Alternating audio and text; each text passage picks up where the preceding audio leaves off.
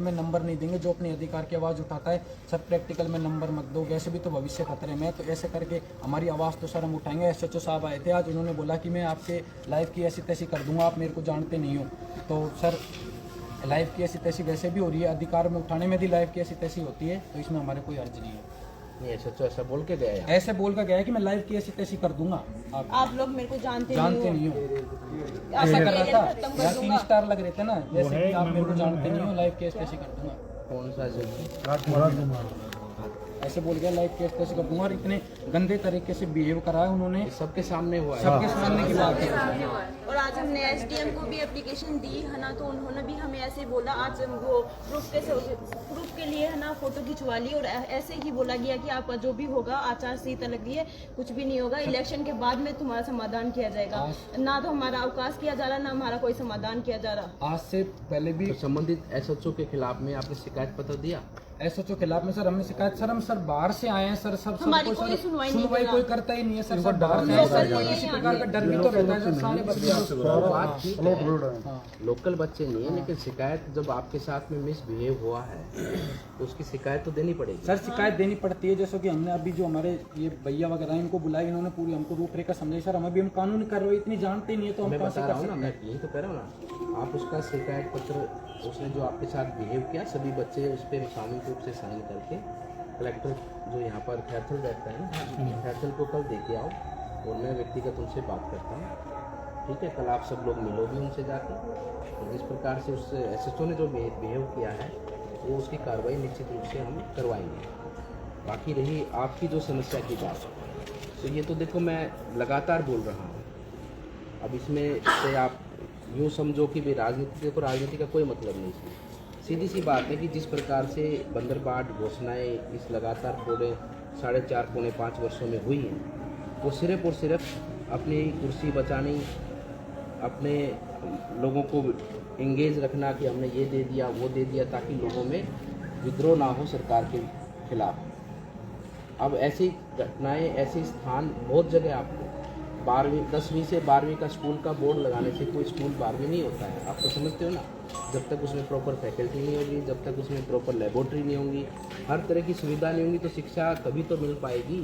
अब लिख दिया 10वीं से 12वीं कर दिया, कमरे वहाँ बच्चों को बैठने के लिए नहीं है, तो ये दुर्भाग्यपूर्ण स्थिति पूरे राजस्थान में बनी है, और यही चिंता का विषय है राजस्थान की जनता का।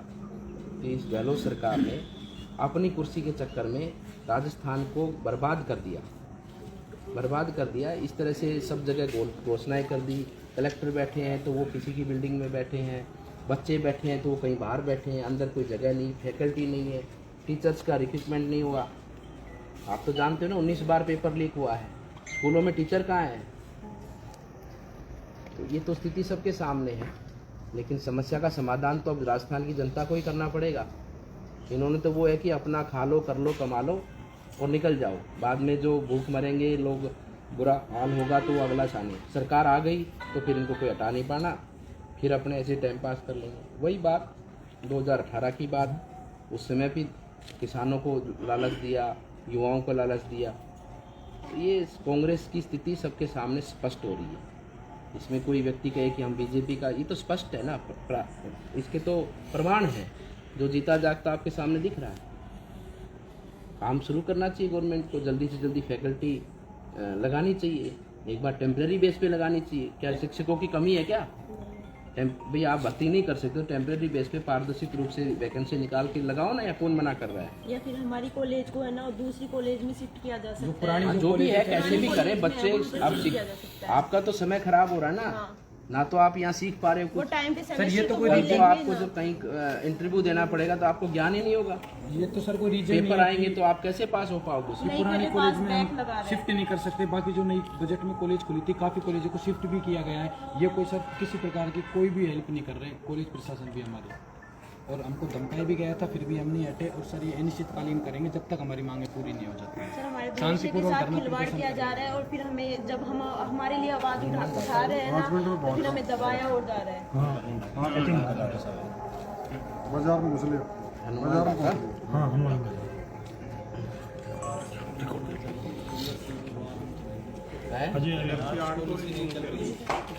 एसएचओ का नाम क्या है? राजकुमार। हाँ साहब नमस्कार। हाँ जी, कैसे हैं आप? साहब मैं ये अपना राजकीय स्नातकोत्तर महाविद्यालय जो तिजारा है ना, इसमें बच्चे यहाँ पर बैठे हैं हड़ताल पे, आपको जानकारी होगी एग्रीकल्चर को लेकर।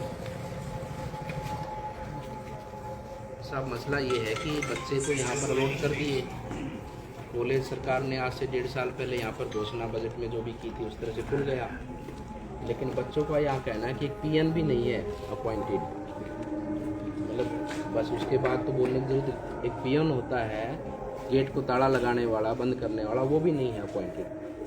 टीचर फैकल्टी की तो कोई बात ही नहीं है, कोई जीरो फैकल्टी, जीरो। अब ये बच्चे का है कि भाई हम कहाँ पढ़ें, क्या करें, ऊपर जब जो पेपर वेपर होते हैं वो इनको फेल करे जा रहे हैं, वो बैक लगा रहे हैं। तो कोई तो टेम्परेरी बेस पे आपका अपना विशेषाधिकार का प्रयोग करके कोई तो फैकल्टी लगाई जाए ना, एक बार टेम्परेरी बेस पे लगाई जाए ताकि इनका भविष्य तो खराब नहीं हो। आप कल ही इसका संज्ञान लो और ये बच्चे भी आपको कल मिलना चाहेंगे। हाँ, तो दूसरी बात एक है कि अभी यहाँ संबंधित एसएचओ है कि मीनाक्षी, वो बच्चों के यहाँ आए थे तो इनको काफ़ी हरासमेंट करके गए हैं, इनको काफ़ी गलत सलत बोला है कि तुम्हारा भविष्य, ये बच्चों का कहना है। तो ये भी एक शिकायत पत्र उसके खिलाफ देंगे आपको, और सभी बच्चों का कहना है, इसमें कोई वो नहीं है कि हर बच्चा ये, हर बच्चियाँ, सारी बच्चियाँ कह रही हैं। आप ज़रूर इनको संज्ञान में लेकर इनकी बात सुनें। तो कल कितने बजे भेजूँ आपके पास? 12 बजे, ठीक है। हाँ बच्चे, कल 12 बजे कलेक्टर से मिलो खैरथल जाके, लिखित में लिखित।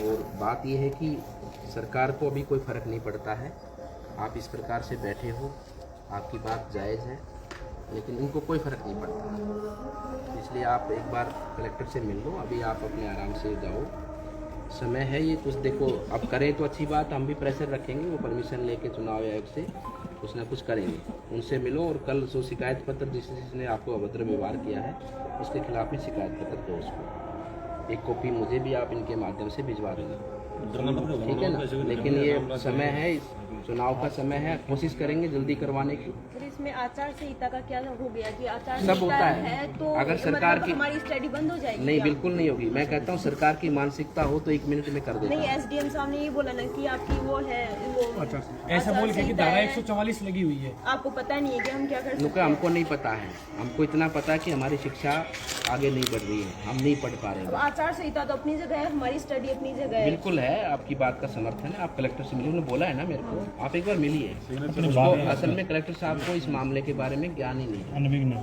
वो बोले कि मेरे को पूरी जानकारी नहीं है, तो मैंने सारी बात बताई है। आप एक बार मिलिए, मिलकर फिर बात करते हैं क्या होता है। नहीं भी होगा तो मुझे कल बताना क्या बोलते हो, कह रहे कि मैं करूँगा कुछ, तो आप उम्मीद पे ही दुनिया कायम है ना, अन्यथा तो आप जब समय आएगा, अब आपका जब आप परिवर्तन करो फिर आपको सब तरह की सुविधाएं मिलेंगी।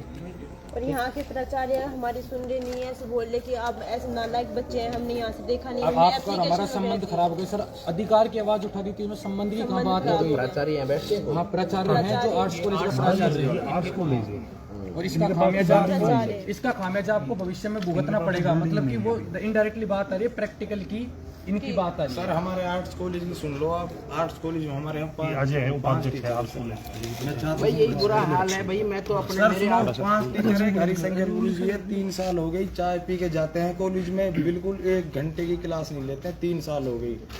और जो प्रिंसिपल साहब आए हैं 10 दिन हो गए आए हुए, उन्होंने एक तो क्लास नहीं देखी, क्या क्लास चल रही क्या नहीं चल रही। 200 एडमिशन होते हैं हर साल बीए में। भैया ये बात आप मेरा देखोगे, मैंने हर जगह बोलता हूँ, जिस प्रकार से इन्होंने घोषणाएं कर दी, ये कर दूँ, वो कर दूँ, वो कर दूँ, कहाँ से करोगे? संसाधन तो जनता ही देगी। साहब जो टीचर है, आप टीचर भर्ती नहीं कर पा रहे हो, टीचरों की संख्या कम थोड़ी है, आप भर्ती निकालो ना, एक की जगह 4 मिलेंगे नहीं आपको। सर, हमारे बीए कॉलेज में तो टीचर है, आर्ट्स में है, वो क्लास नहीं ले रहे हैं। वो भी पूरी फैकल्टी नहीं होगी आपके पास सर पूरी फैकल्टी है, ये प्राइवेट लगाते हैं। संज्ञान लोगे, जितनी सीट अलॉट है उतनी नहीं होगी। नहीं है पूरी नहीं है, मैं भी यूनिवर्सिटी चलाता हूँ। 14 है सर, तो सर 7 भी क्लास नहीं ले रहे हैं। अब ये बात तो दिख रही है ना आपको। और सर हमारे लिए 60 मतलब बच्चे गैस पास होते फैकल्टी लगाई जाती है आरआर कॉलेज में से, तो वो हमारे जो भी सब्जेक्ट हमारे 10 के 10 सब्जेक्ट इनसे उनमें से related नहीं कोई है। भी रिलेटेड नहीं है, फिर भी वो आते हैं है ना। यहाँ पे हमें ग्रुप में कोई मैसेज नहीं किया जाता कि आपकी क्लासेस लग रही है। वो यहाँ आएंगे, 1 घंटा चाय पियेंगे, फिर चले जाएंगे।